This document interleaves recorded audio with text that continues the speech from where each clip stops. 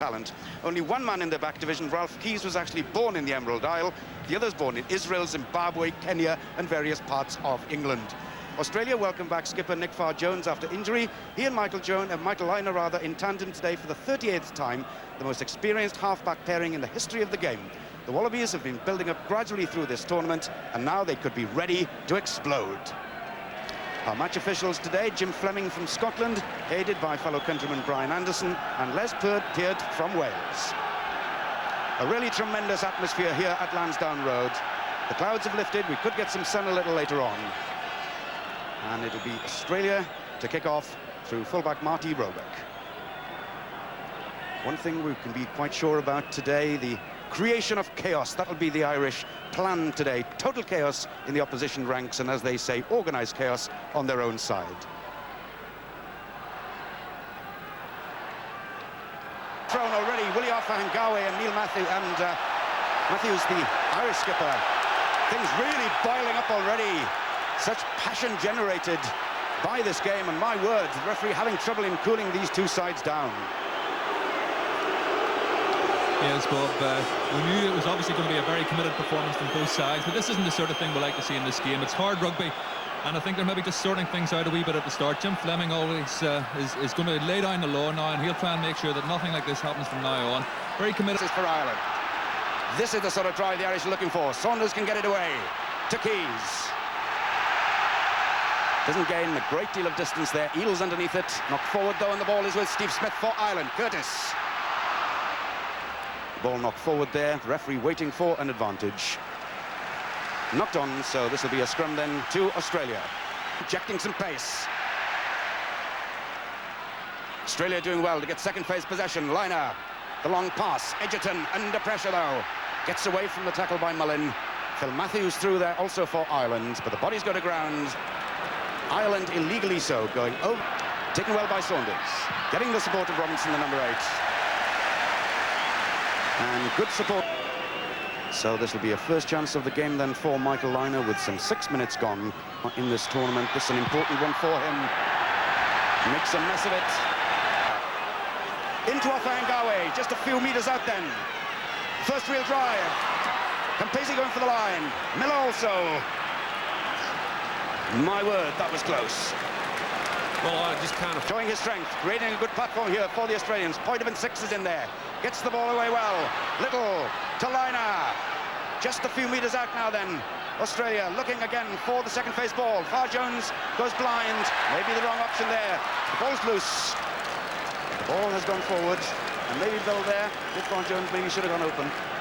Yeah, perhaps, but perhaps a little bit hesitant there in his own confidence, but good lead-up work by the Australians, but equally good defence by the Island. It was very important that they held them out then. Tremendous run by Campese. Oh my word, what a superb try by David Campese. So with some 16 minutes gone of the first half, the genius of Campo, his 44th international try, the world record holder, and my word, superb play by the Australian. It was brilliant running by Campese, just making it look all too easy, really. At least the Australians were aware of the opportunity. The secret was just to give Campese the opportunity from that distance. Just a critical short passing from the Australian backs. It's Campese's angle of running. He straightens the whole thing up, and it's a matter of him finishing off all the way to line. A brilliant try, really.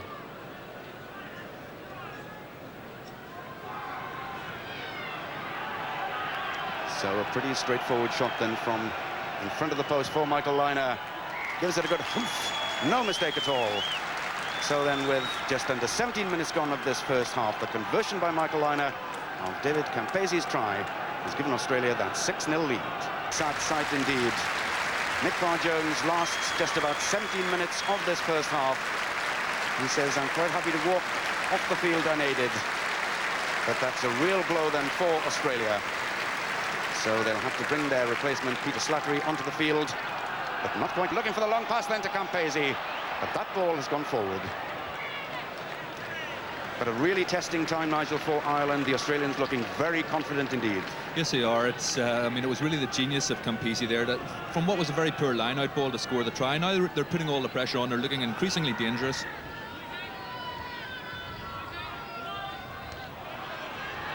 So Ralph Keyes makes sure that he stays inside his own 22. And takes Ireland again then up to halfway. With Campese.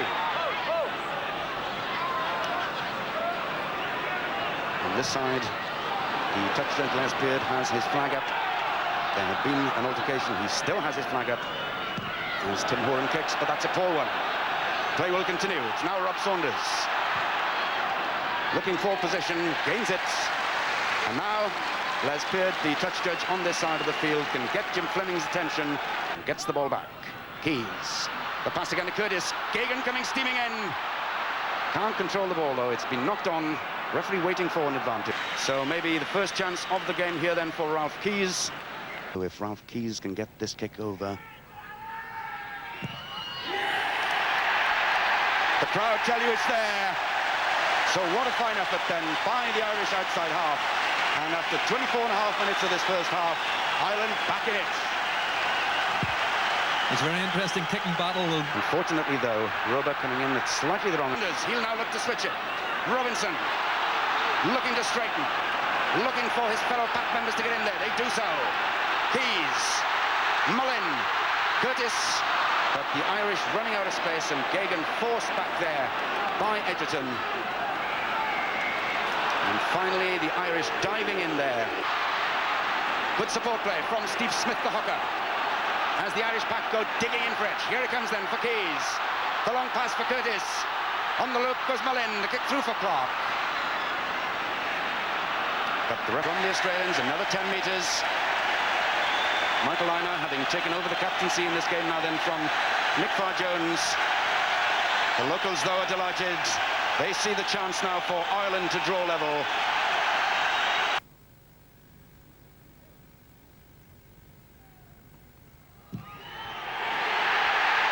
The crowd behind the post like it. Good effort then by Ralph Keyes. So they're back from 6 points down to 6-all, thanks to the trusty right boot of Ralph Keyes. 2 from 2.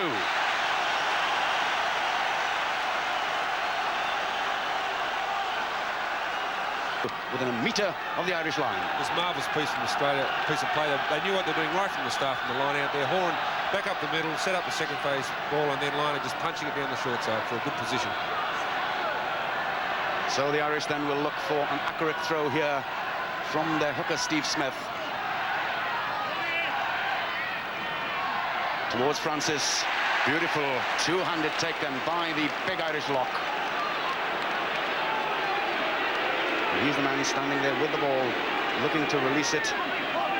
Popplewell smuggling it away, in fact. The pressure prop going, burrowing in there. Standing up as the Australians trying to slip the ball off. Hengawi is in there. So is Miller, so is Poitevin. McCall coming in too. Now they look for the forward drive to take them over the line. They're going sideways, though, for the moment. But the ball's alive. There are hands in there. Penalty, yes, to Australia. But he drills that superbly between the posts, straight down the middle. So after some 4 minutes then of the second half, Australia back in the lead by 9 points to 6, thanks to that penalty by Michael Lynagh. Rod McCall, I think, for taking the man out. So immediately then there's a chance for Ralph Keyes to draw the sides level, and yes, he points towards the posts. McCall, number 4, the man penalised. He's pulled it though. Wide involved as the Irish look for second phase possession. A nasty ball for Saunders, but a good pass. Brendan Mullin. Tackled by Offa Hengawi. But the Australians penalised for that. Great kick. Good up and under for his men to go through, and Hamilton going through. The ball breaking for big Donald Lenihan. Popplewell in there, Smith also. Now the Irish look for possession. Here he comes, Keyes. The long pass to Curtis. Staples up from fullback. Breaking the space for Clark. Clark still going. Finally held up though by Little. As the Wallabies in the end go forward.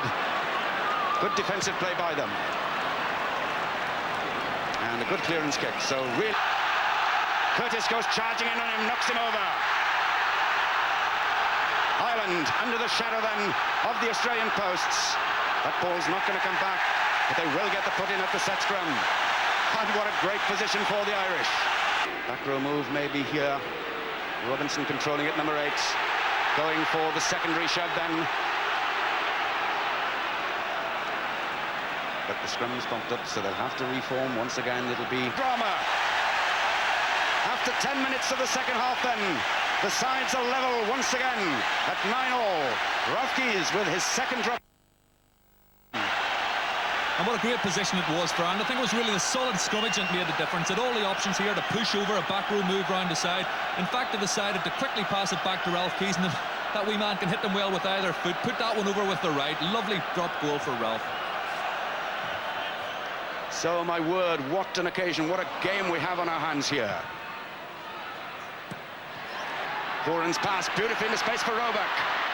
Little, and an easy try for David Campese then, his second try of this game. And once again, the Australians showing their great talent and originality in the way that they scored that try. Yeah, again, marvellous try by Australia. I mean, it was almost certain that they'd try something effective from that position. They love a scrum in that part of the field. And again, it's really simple, a simple principle. Clean, fast passing from the flat back line, putting a man into space, and then Campese, well, not much to do there. Let's have a look at it again. He's across the back line there. There's a cutout pass to Roebuck coming in. They've got to mark him up. He's got 2 men on the outside, a run around from Jason Little, and then Campese. Well, that's probably the easiest try he'll score.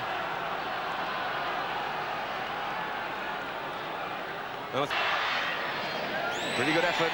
Yes, it's there with about 1.5 feet to spare. So Michael Liner then has found his kicking boots, and he's Gagan coming steaming up, Horan across. Keyes to Mullin. The pass to Curtis. Gagan again over from the right to Clark, trying to get outside Campese. Just held up though by David Campese there. Good yards to run, and it was the important set scrum again. Very, very steady. Nice passing, and Simon Gagan coming in outside centre, but he's well covered, and again, it doesn't give Jack Clark the room that he really needed to make it to the corner. It's a great position for Ireland. Yes, the Irish just a couple of metres out from their own line. Phil Kearns wants to make sure that they're in the correct position before he puts the ball in. He has McCall at the front, Eales in the middle to aim for. Francis wins it though for Ireland. Saunders gets it away to Keyes, to Curtis. Brilliant tackle by Horan. But good play by the Irish back row trio there to get the ball. It's alive on the Irish side again. Keyes switches. Mullin, nice jinking run. No room though really surely for Clark. And once again it's Campese who's able to get across. But my word, the Irish, good play by the hooker. Curtis the centre in there also.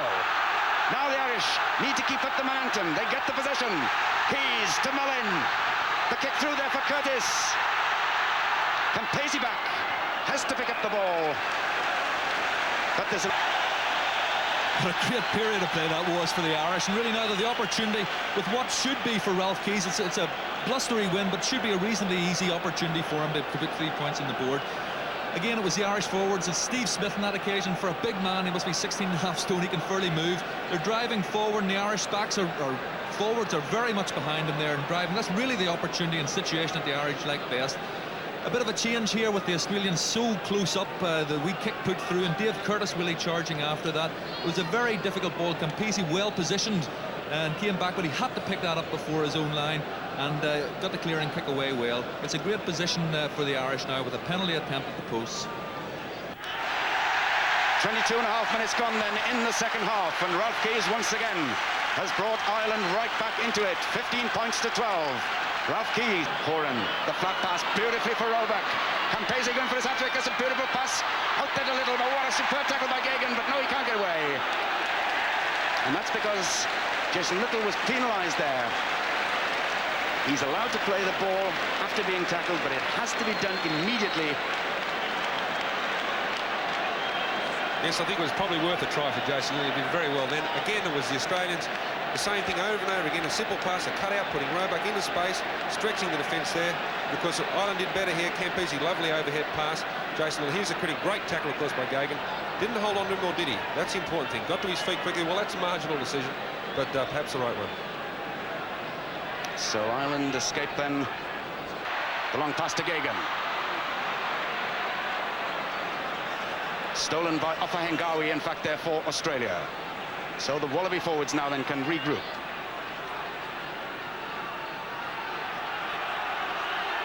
Australia trying to rip this ball back. going sideways for the moment. Going forward enough, says Jim Fleming, so they'll get... Little chip over the top. Back goes Staples. Campese looking for the bounce. But Staples in there first. As Slattery feeds them. Off a Hengawi. Ball bounces out of his hands and Staples gets in the clearance kick. Flick pass. Simon Poidovan in centre field, straightening up, getting over the gain line. But Slattery can't take it, under pressure from Robinson. Nice pick-up by Campese. Tackled by Smith. Miller, number 7, goes in there to wrestle the ball back well for Australia. And it's Horan. Staples doing well, though, for Ireland. And the ball alive as the Irishmen go charging through. Only Campese back. Plenty of time, though. What a superb pickup by David Campese, one-handed. Now the crowd can get behind the Irish as Gagan goes charging through. Trips over his own feet, though, I think, there. And it's Ireland now, then, on the counter-attack through Australia, rather, through Jason Little. Ewan McKenzie in there, the tight head prop, showing good pace. Lots of hands in there, but the referee... Clark gets the ball. Now he's got support. Charging through is Gordon Hamilton. Has he got the pace to get there, the big flanker? Yes! Lansdowne Road erupts then as Ireland get that fantastic breakaway try by Gordon Hamilton. His first try for his country, playing today in his 9th international. And look at that score. The Irish are ahead by 1 point. What a try. Gordon Hamilton will remember that vividly for the rest of his life. It was superb play by the Irish, and really now again they've thrown it back up to Australia. It was a wide passing there from the Irish that made the gaps an opportunity. The kick then put through, and it was up to Jack Clark on the wing to chase that. Again, I think he'd have put money on David Campese, obstructed him maybe slightly and put himself off, knocked over, and then it was the support play from a flanker. It was great. He had a long way to go from there on. He got the knees up, he got the arms swinging, he got the head down. He was looking round. Rob Edgerton was coming across from the far wing and did a good tackle, but they just had the momentum, carried him over. What a great moment then for Gordon Hamilton. As it's Ralph Keyes with just 5 minutes to go at the end of this game. Ireland in the lead by a single point, as Ralph Keyes looks to extend that lead to 3.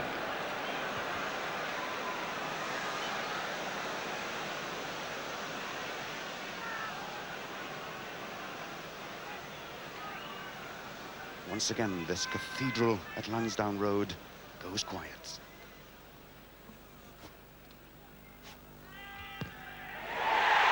That's a superb effort by Keyes. So incredibly then, with 4.5 minutes of normal time to go at the end of this World Cup quarter-final, we seem to be in for a major shock. Ireland leading Australia 18 points to 15. That's a real test for Australia now. They have to respond. They've only got a few minutes in the Irish flanker. Showing Australia a bit of their own stuff. Wide ball, good support. And here comes a man who's going to make the longest run of his career, probably. And there it is, marvellous finishing.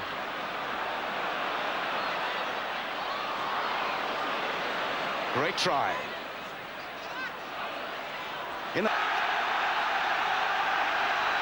Just about 3.5 minutes of normal time to go then. Ireland leading by 18 points to 15.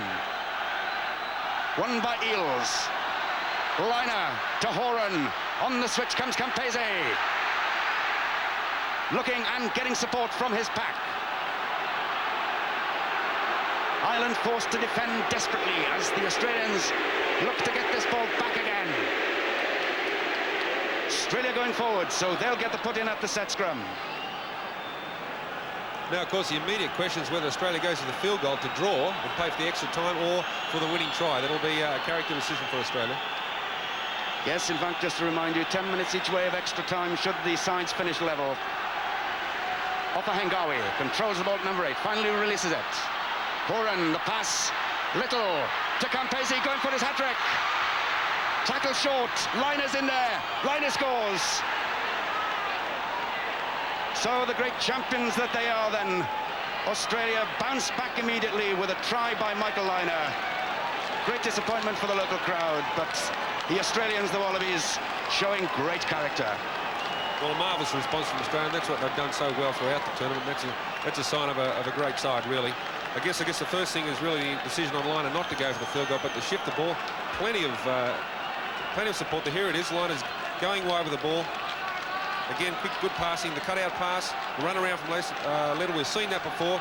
Campese got some work to do, but he can't get there because it's Michael Liner really looking for some extra work. Taking that, the ball's just popped up, fortunately for him, and he's finished it off only just.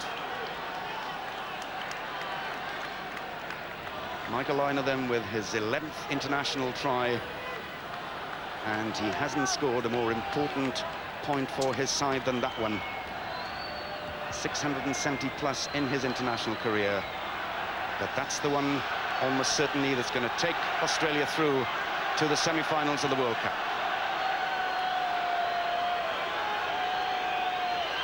$19 points to 18, then Australia leads, with just over a minute of normal time left at the end of this game. That ball drifting across the posts. Then the last one maybe for Ireland. Keys, the huge up and under again. Bouncing behind Roebuck, but he does particularly well.